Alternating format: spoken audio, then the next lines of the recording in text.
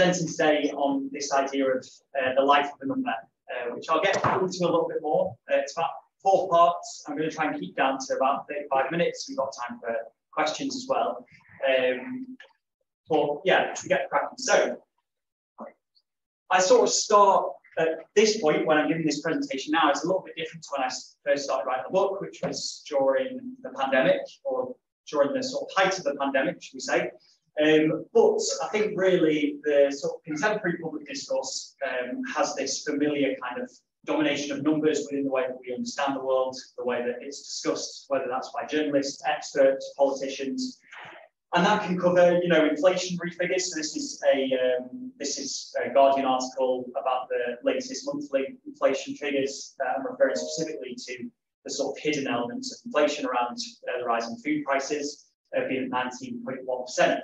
But you've also got refugee statistics from Ukraine. You've got the recent Global Index of Free Expression, which was around the UK government's new rules around trade union movements. And these statistics kind of dominate the way that we understand the world around us, but also dominate kind of institutional public discourse as well. So starting kind of from this point in 2023, we can look back at quite a long history of numbers in sort of Europe, the Western world, which I do document a little bit, but I think referring back to COVID for me is kind of this landmark moment of numbers kind of washing through the media in a way that they hadn't done before, and certain visualizations that became almost iconic to the way that we understood the pandemic, right? In a way that I can't really think of a data visualization pre-pandemic that kind of captured that public imagination. Doesn't matter, the Zoom signed out. Is it? I don't know if I think it's still going. I think it's on Teams anyway, isn't it? So the Zoom's like, yeah. On Teams. I think it's on Teams anyway, yeah. So I think it should be fine. It's fine. Yeah. Well, I'll just leave this. Great. So data visualization, it kind of became this way of understanding the pandemic. And for me, it kind of takes on this quality of almost capturing a collective cultural experience of the pandemic, right? So we have this, you know, slightly misleading element of this small hump at the start where testing capacity was targeted, or in other words, you know, incredibly low and ill-equipped for it. But maybe these waves here, where you see a sort of rising cases after a summer of sort of eat out to help out scheme, a rising cases, a sort of foreboding for a future national lockdown, the very sort of images that are used as kind of the underpinning logic for political decisions around lockdown. But outside of these visualizations, you had things like case numbers, hospitalizations, deaths, GDP growth, things that maybe we'd be fairly familiar with beforehand, but took on a new significance, whereas there were certain terms like R-value that really had no place in public discourse, but suddenly became the key indicator for government policy about local lockdowns and national lockdowns at certain points, and then it sort of get forgotten and then it'd be brought up again. So for me, it was kind of, how do we navigate this sea of numbers? So there's an argument among, a slightly straw man argument maybe, among certain people, which would say, okay, well, if only we had conducted the right statistical tests, these numbers would be helpful. Yeah. Can you share the screen? I have the screen, but it's not going forward. So I don't know why. Maybe people can't see that. Yeah. There's a. Yeah. Can you? I can change that. So yeah, that's fine. Okay. So can everyone see it now? I can see it. Great. So there's kind of a maybe overly simplified kind of position of, if only we conducted the right tests, then statistical tests, and we used the best data possible, then these numbers would be helpful instead of a problem. A little bit, you can see a little bit of that on things like More or Less, the Radio 4 program, that's incredibly interesting and in-depth in terms of the types of analysis and stuff, but often can miss this sort of broader complexity of data. And for me, numbers are defined by paradoxes. So they're sort of at once scientific and underpin pretty much all scientific research now, but also ideological. They're both truthful, they can reveal injustice, but they're also deceptive. They can hide sort of structural injustices. they're both emotive and informative. So they're not sort of this rational piece of knowledge that we engage with at a purely sort of intellectual level, but they can create quite emotive responses among us as well. So to capture that complexity was kind of where I thought I needed to start as a scholar.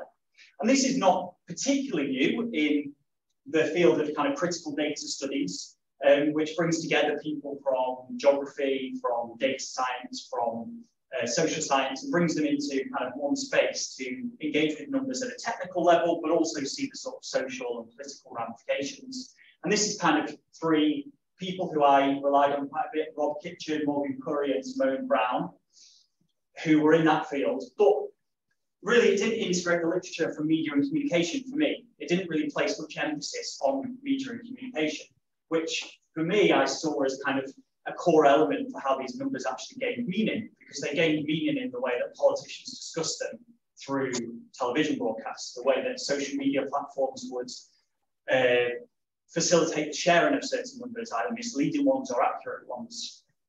So then I brought in scholars which were more from media and communications fields. So we've got Stuart Hall, perhaps the most famous sort of media and communication cultural studies scholar. We've got Matt Carlson, who looks at the idea of the infodemic as the misinformation as a moral panic. We've got Chris Anderson, who's actually my old supervisor, who wrote around kind of how do we understand the data that's flowing through things like Facebook and other social media platforms. And this materialized for me into this life of a number approach, which it's rooted in the work actually of a kind of little snippet in a piece at the end of the 90s by Danny Dorlin and I've forgotten his first name, but Simpson. Danny Dorlin now is at Cambridge, I think, in the geography department. But they basically said we need to think of numbers through a life cycle. But they didn't really fully flesh it out, so I kind of used that as my springboard to flesh it out. So the idea with the life of the number approach is that you select certain key numbers, which, you know, this is where the sort of subjective decision-making processes occur, either around particularly notable ones, ones that were embedded within, say, public policy, ones that got a lot of attention on social media, for example. And then you trace what I call its life, right? And can you minimize that screen? Yeah, sure. People can see. Yeah. Yeah. Good.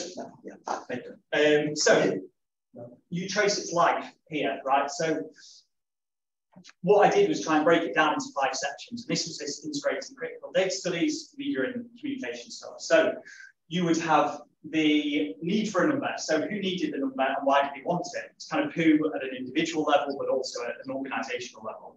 So say you have a policy that's coming out and you need data to underpin your rationale. You might conduct that research first to then develop policy, or as is the case sometimes, you conduct your research with your policy in mind, and you kind of demand that data into existence.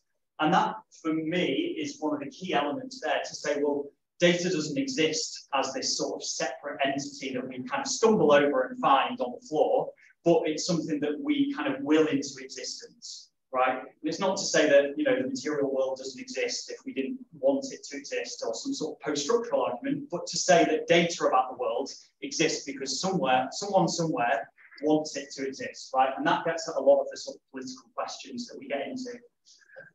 Then it goes to production, and this is kind of more the technical level. So how is data collected? How is it analysed at too broad kind of brushstroke level? But that's more, you know, along the sort of statistics line of things. So it's maybe the technical aspect of the number itself. But the idea of seeing it as something that's produced, not something that is found. Again, it's something that goes through a production process and involves a lot of decisions around what's counted, what's not, what analysis is chosen, what's not, what do you report on from statistical analyses and what don't you.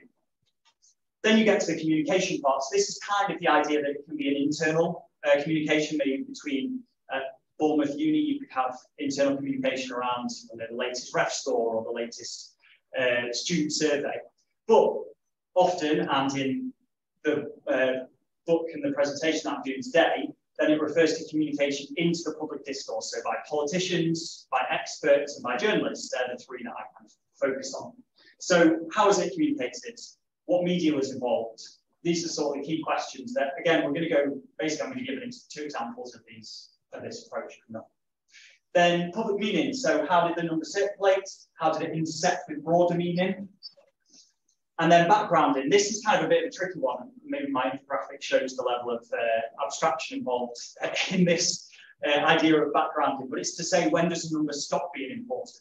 When is its life sort of lived, and when can it kind of almost be resurrected at certain points in time? And kind of when it's resurrected, and the R value is a great example, where it sort of is brought into policy, kind of drops off the face of the earth, and then 4 months later it's brought in again as a sort of the evidence underpinning policy. And the idea here is that by having one case per chapter, for me, whilst it can be a bit risky, because it can feel empirically lighter than other approaches, it provides you with both an engaging narrative, but also a way to think through theory that other approaches don't allow, because it gives you this anchoring point of a specific number that can tell you something about this relationship between data and society and politics. So the book, like I said, contains 6 empirical chapters, each tell the story of 1 or 2 numbers. The presentation will focus on 2 case studies. If you're interested in the other ones, then let me know. But these are the ones that I think maybe cover the range of how this approach can be put into action. So 1 billion items of PPE. Oh yeah, I'm sorry. 1 billion items of PPE. I don't know if you remember this from the start of the pandemic, but it became this sort of claim in a very short period of time. So what I tried to do here is keep those icons that we had before, circle the sort of stage that I'm specifically talking about, so then you can sort of see the different elements as I go through. So in response to, I think it was 3 questions from Dan Hewitt from ITV about personal protective equipment in basically the middle of April 2020. So this was sort of around a month after the introduction of a lot of non-pharmaceutical interventions, the restrictions and lockdowns. It was becoming clear that medical professionals didn't have PPE as accessible as they needed it. So in response to that question, Robert Jenrick, I think, slightly goes off script and starts talking about 400,000 gowns from Turkey that were going to be delivered imminently, which then ended up being delayed. But this turned into the next day, actually Gavin Williams saying, well, yeah, we have these 400,000 gowns from Turkey, and actually we have 1 billion items of PPE. And that was, this is the claim, this is the numerical claim, and this is the starting point really for this chapter, to say, okay, well, how can we go through these stages and sort of get at what this 1 billion items of PPE is doing, right? So the background part, this provides quite a good case study because it's like remarkably self-contained. It's about 4 days in public discourse that it kind of exists and then drops off the face of the earth. About a month later, Matt Hancock starts talking about 2 billion items of PPE, which I didn't include as kind of the resurrection of this, but it kind of has that similar feeling of these huge numbers, but not really grasping what that means, right? So we sort of know how it starts in a piece of communication, then we know how it gets backgrounded. So then the idea is we look at the demand for it. So why was this number needed, right? And what I did, it's the benefit of hindsight, different public reports, different government reports, and other pieces of kind of investigative journalism around the handling of the pandemic at that time. So it kind of related to kind of 4 key failings in relation to PPE. One of them was stockpiles. So it's sort of well known we didn't have the stockpiles for this type of outbreak, and it's fairly well documented that austerity played quite a big part in not restocking those stockpiles. So we had maybe not quite like this, but close to this in terms of our capacity to have PPE. And the production and procurement process was a little bit like how our supermarkets work, kind of last minute kind of contracts where we bring in most of our food is imported at the sort of last minute, and that's where those shortages can really affect what we see in supermarkets. And it was a similar process that we would rely on the production and procurement often from East Asia. And obviously during the pandemic, those broke down because East Asia was using a lot of their personal protective equipment for their own country, and then to export it would have to be sold at a premium. It hid the idea of the NHS over social care, and this is kind of the controversy in this early part of the pandemic, where the people were being discharged from hospital, generally older people, into care homes. And the NHS were being prioritised for PPE provision over social care. And part of that is due to the setup of how the NHS is separate from social care. But part of it was just prioritisation of limited resources that they had to make decisions. But it did have real effects on how the virus would then spread in non-NHS settings, and especially among very vulnerable older people. But also the fourth one, which was the changing of definition. So they changed the definition to basically be less strict around this time period for PPE. So they said, actually, oh no, PPE counts, more things can count as PPE than what did a month ago, right? And that's just because actually we got it wrong before, not because we don't have enough of the stuff, but because we got it wrong. So this is kind of what I set up as in the chapter. It doesn't come in this exact order, but I kind of set this up as like, well, this is what they kind of use the 1 billion items of PPE to kind of deflect from, to sort of push away from. And I'll refer specifically to how they did that in a bit, but my sort of favourite part of the chapter, or the favourite part of this example, is when you look at the production process. So the 1 billion items of PPE, 500, this was a panorama investigation that maybe came out 3 or 4 weeks later. They counted 520 million individual surgical gloves, right? So instead of counting them as a pair, which I imagine is how most people would actually wear personal protective equipment that are gloves, they count them as individual gloves. So instead of having 260 million pairs of gloves, you have 520 instead.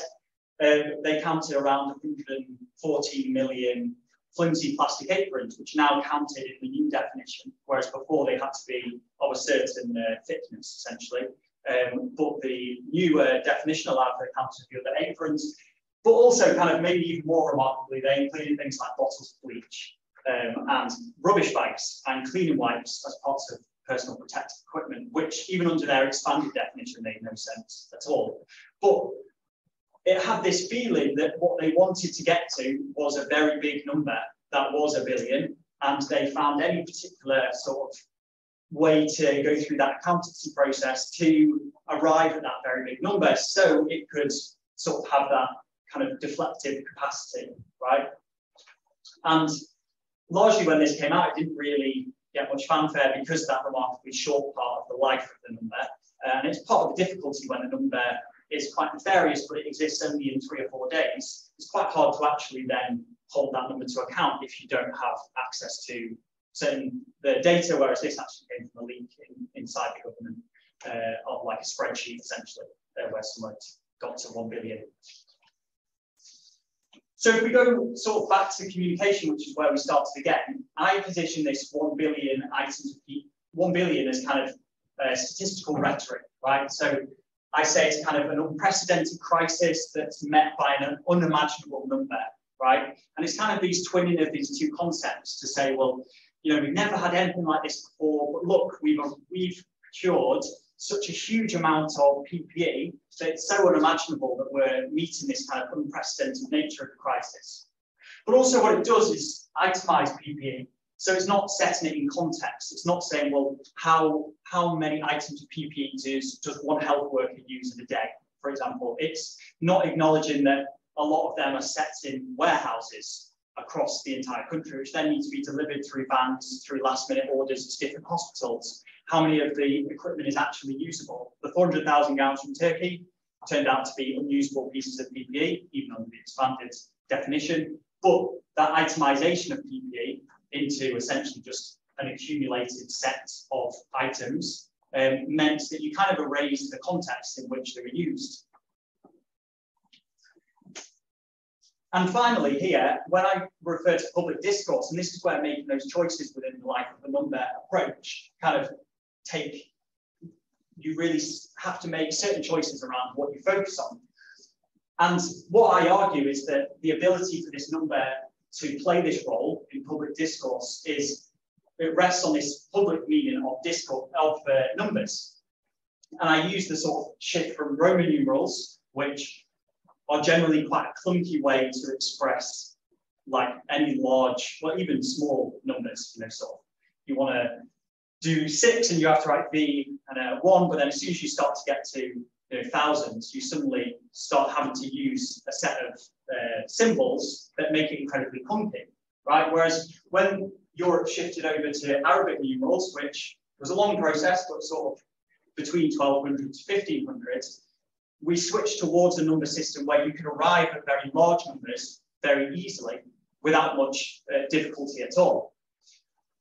And actually, it's this period where we see this emergence of millions, billions, trillions, quadrillions, this idea that you can add 3 zeros onto the end of a number and arrive at a new number.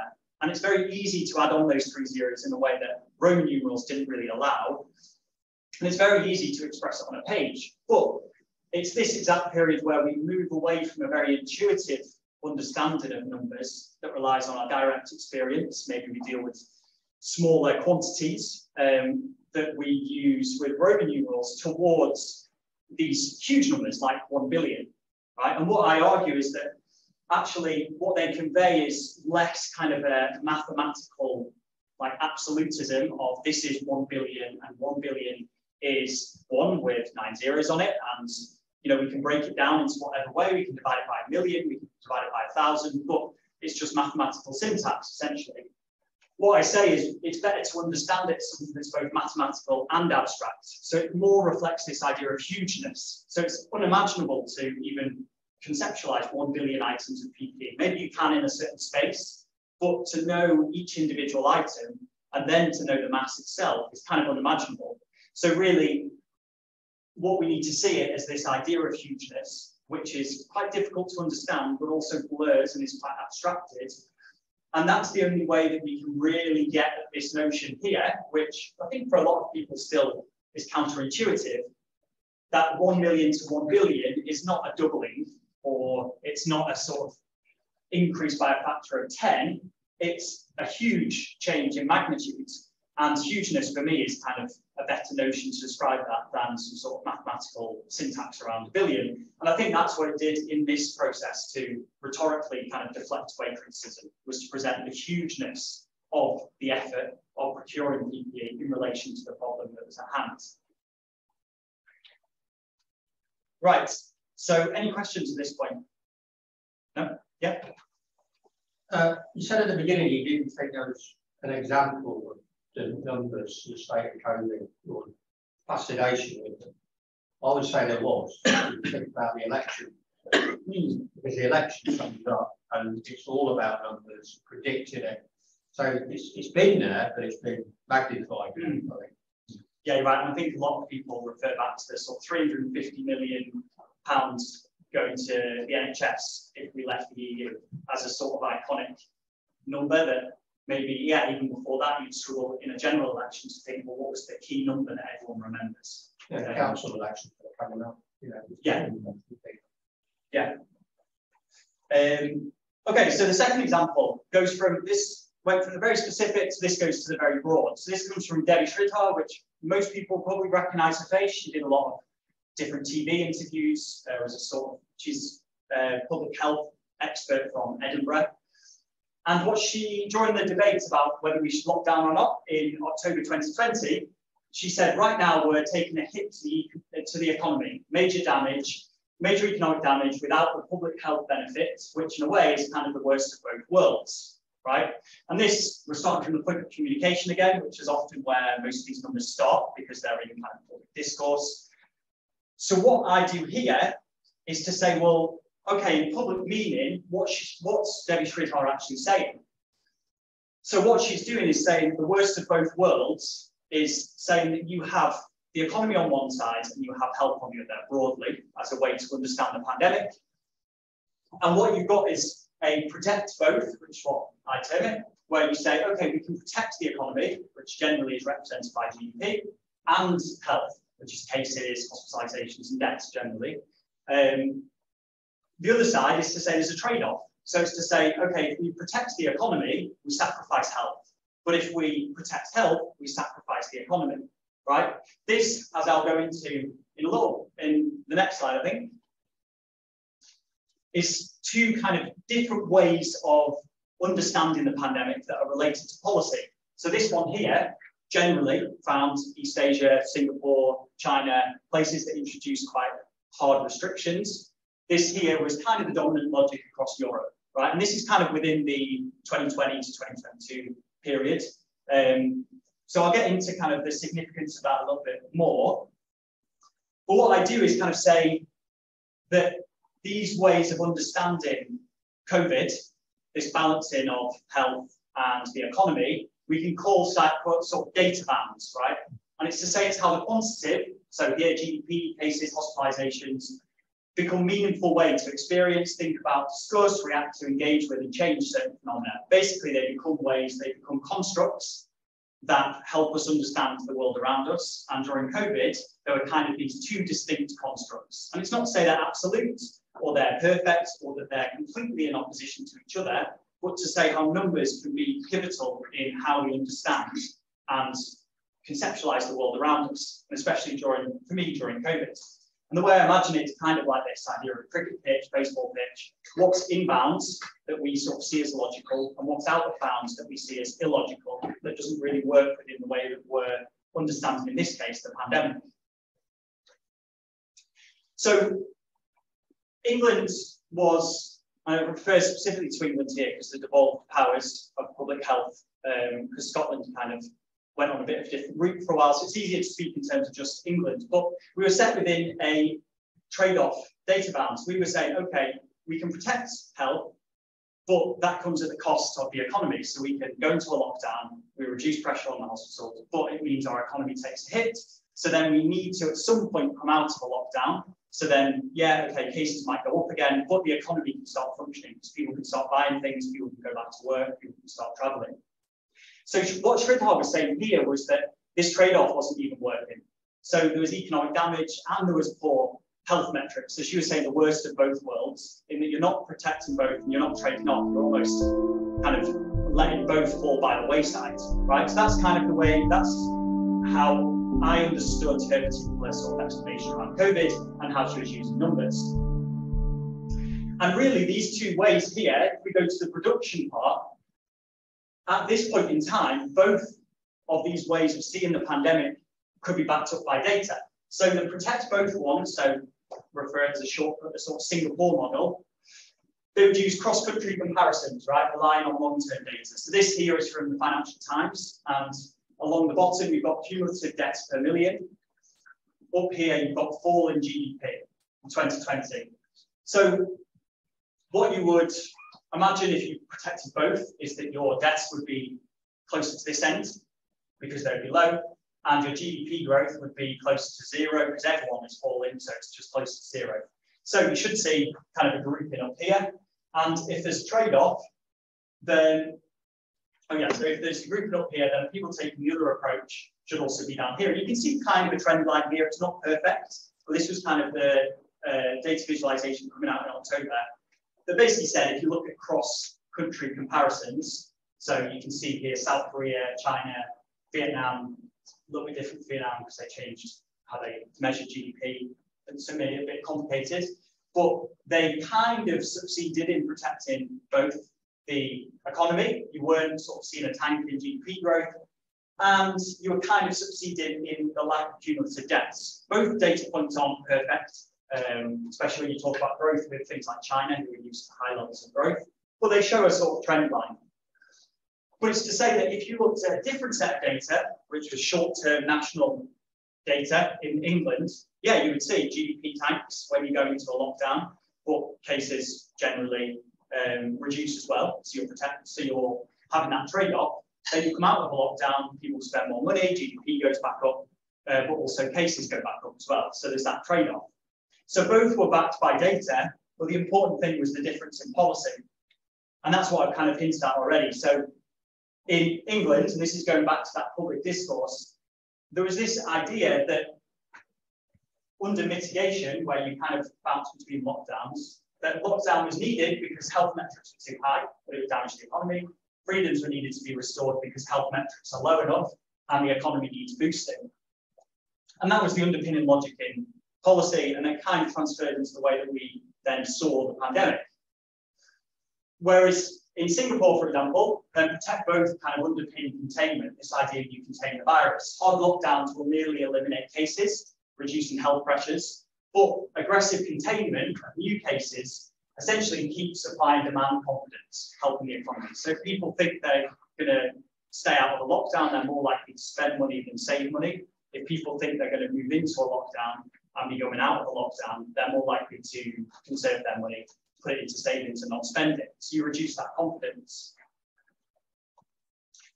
So you can see this kind of mutually reinforcing relationship between policy and data bounds, but the relationship's not fixed. You know, by the middle of 2020, trade-off seems like a distant memory almost. We emerged into this so-called post-pandemic world, where we didn't engage in this trade-off anymore because we moved away from the restrictions that were introduced, and we moved into a sort of post-pandemic era.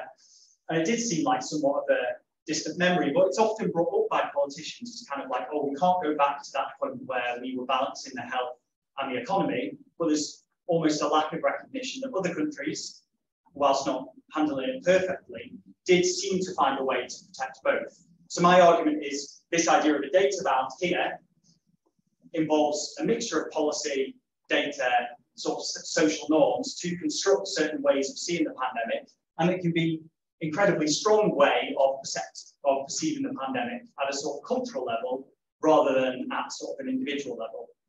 And again, people step out of these data bounds to think of other ways of doing policy, but they're, for me, really powerful. So going into the final section,